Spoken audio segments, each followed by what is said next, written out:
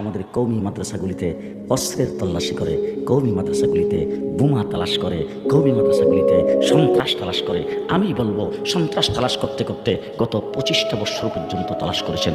অস্ত্র তো দূরের কথা, একটা বন্দুকের গুলির খোসাও কোথাও থেকে আবিষ্কার করতে পারেন নাই। তবে এবার বলতে চাই, যদি কওমি মাদ্রাসাকে দেখতে চান, কওমি মাদ্রাসা যদি তল্লাশি করতে চান, যাচাই করতে চান, রাত্রে আসবেন একবার, দিনে আসবেন একবার, রাতের বেলা আসবেন অন্ধকারে, রাত্রে 2টার সময়, দিনের বেলা আসবেন 12টার সময়। আইসা দিনের বেলা একটা দৃশ্য দেখবেন, রাতের বেলা আরেকটা দৃশ্য দেখবেন। দিনের বেলা দেখবেন সাহাবায়ে কেরামের জিন্দিগির মতো সেই জিন্দিগি যাপন করতেছে, সুন্নতের উপর আমল করতেছে, ক্লাসের মধ্যে উস্তাদ পড়াইতেছে, ছাত্ররা বসে পড়তেছে, কালা কালা রাসূলুল্লাহ সাল্লাল্লাহু আলাইহি ওয়াসাল্লাম কোরআন শরীফের তাফসীর পড়তেছে। কিন্তু কান একটা বাহিরে খাড়া করে রাখছে।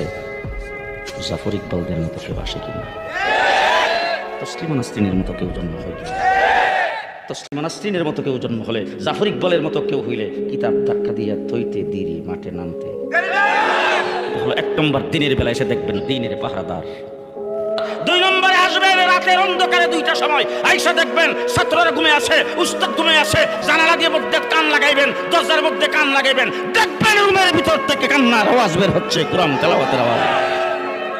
রাত্রের বেলা নামাজের মুসল্লাকে চোখের পানিতে ভিজাইয়া দেয়। এটা হলো কওমি মাদ্রাসা। তাহাজ্জুদে দাঁড়ায় থাকে, কোরআন তেলাওয়াত করে। আর এই হাফজখানার ছাত্ররা সারাদিন কোরআন তেলাওয়াত করতে করতে তাদের এমন অভ্যাস হয়, রাত্রের বেলা ছোট বাচ্চা ঘুমাইছে, মুখ থেকে সূরা ইয়াসিন বেরিতেছে, কোনটা মুখ থেকে সূরা ওয়াকিয়া।